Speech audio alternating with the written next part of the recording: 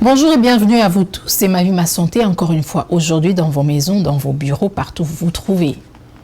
Aujourd'hui, nous allons parler d'un sujet qui concerne particulièrement les femmes, mais en général, c'est un sujet qui concerne tout le monde, et les hommes et les femmes. Nous allons parler d'un cancer qui touche les femmes ces derniers temps. C'est le 4e cancer après le cancer de poumon, les cancers de sein et le cancer colorectal. Nous allons parler aujourd'hui du cancer de col de l'utérus. Au Canada, chaque année, 3900 cas du cancer de col de l'utérus sont diagnostiqués avec un taux de survie de 80% s'il est diagnostiqué à temps. J'ai dit bien s'il est diagnostiqué à temps. 67% des cas touchent les femmes âgées de 30 à 59 ans. Dans le monde, une femme meurt de ce cancer toutes les 2 minutes. En France, 3000 femmes sont touchées par ce cancer et 1000 en meurent chaque année.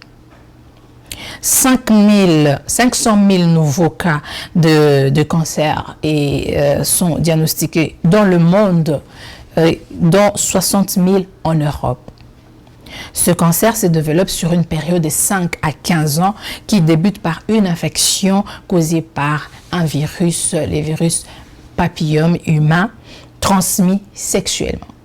Pour continuer, nous allons essayer de vous donner les causes. Qu'est-ce qui cause ce cancer du col de l'utérus?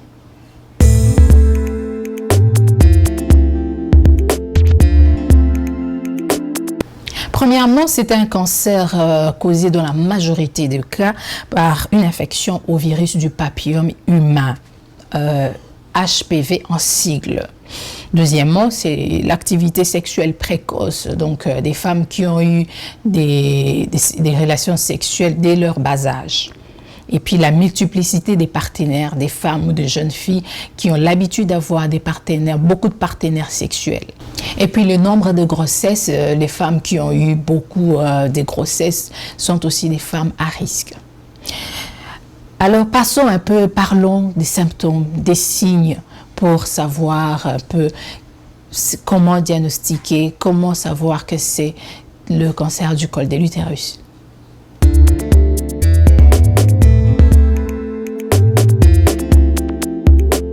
Alors, vous devez savoir que lorsque vous avez des saignements anormaux, vaginaux, ça c'est un signe. Vous devez aussi retenir les saignements entre les menstruations, ça déjà c'est anormal. Des saignements après une relation sexuelle et puis lorsque vous avez des douleurs après une relation sexuelle, ce sont aussi des signes qui ne trompent pas. Et puis des menstruations plus longues que d'habitude, ça aussi ce n'est pas normal. Allez voir un gynécologue, un médecin. Alors nous ne voulons pas dire que lorsque vous avez un de ces signes, cela veut dire carrément, directement que vous avez le cancer du col de l'utérus. Mais allez plutôt voir un gynécologue, un médecin et faites des examens approfondis pour avoir un esprit calme.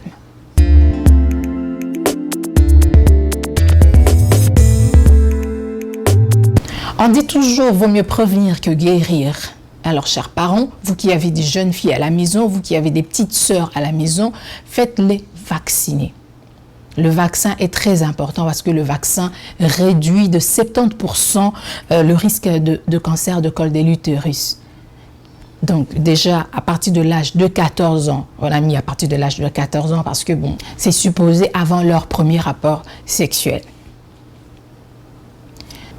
Arrêtez de fumer et évitez aussi la fumée secondaire ou le tabagisme passif parce que vous devez savoir la fumée de la cigarette contient certaines substances, des substances cancérogènes qui affectent certains organes de votre organisme. Il y a aussi le col de l'utérus qui est souvent affecté par ces substances contenues dans le tabac. Évitez aussi tout excès d'alcool. Limitez le nombre de vos partenaires sexuels. Et surtout, il faut savoir les antécédents sexuels de votre partenaire. Et n'oubliez pas, c'est vraiment très important d'utiliser le préservatif ou le condom à chaque relation sexuelle. Il y a aussi le problème d'obésité, le problème de surpoids que vous devez aussi régler. Faites très attention à votre alimentation. Ayez une alimentation équilibrée, saine. Mangez beaucoup plus de légumes et de fruits. Faites régulièrement de l'exercice physique, cela vous permet de rester en forme et de rester active. Alors, ayez par exemple l'habitude de prendre les escaliers au lieu de prendre l'ascenseur si vous habitez, vous travaillez dans un immeuble. Alors si vous avez une voiture et l'habitude de fois de prendre des bus et l'habitude de faire la marche, ça va aussi vous aider. Et puis à la maison, si vous n'avez pas le moyen d'aller à tout moment au gym, vous pouvez toujours faire certains exercices chez vous à la maison. C'est simple, vous pouvez faire le pushing qu'on appelle les pompes. Vous pouvez aussi faire les abdos. Vous pouvez le faire à la maison, vous n'êtes pas obligé d'aller au gym. Vous pouvez aussi faire des cordes à sauter. Cela va vous aider à garder la forme. Alors n'attendez pas d'avoir tous ces signes dont nous avons parlé pour aller voir votre gynécologue. Allez le voir régulièrement, juste pour checker, voir si tout va bien. Et plus tôt le cancer est diagnostiqué, moins il y aura des complications et il sera aussi bien traité. Faites de votre gynécologue votre ami. Voilà, ma vie, ma santé d'aujourd'hui touche à sa fin et je suis sûre que vous avez retenu tout ce que nous avons dit aujourd'hui et que vous allez mettre en pratique tous ces moyens préventifs que nous vous avons donnés. Et merci beaucoup pour votre sympathique attention, chères sœurs, chères consoeurs, chères madame, mademoiselle, chères jeunes filles, chers parents, vous qui avez des jeunes filles à la maison, qui ont déjà l'âge de 13 ans, 14 ans, soyez déjà au courant de toutes ces choses pour pouvoir prévenir, comme on dit toujours, vaut mieux prévenir que guérir.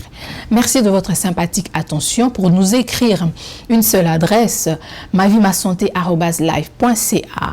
Et merci à toute l'équipe d'Amen Productions. Merci à Congo Mikili. Je vous retrouve très bientôt. Ciao.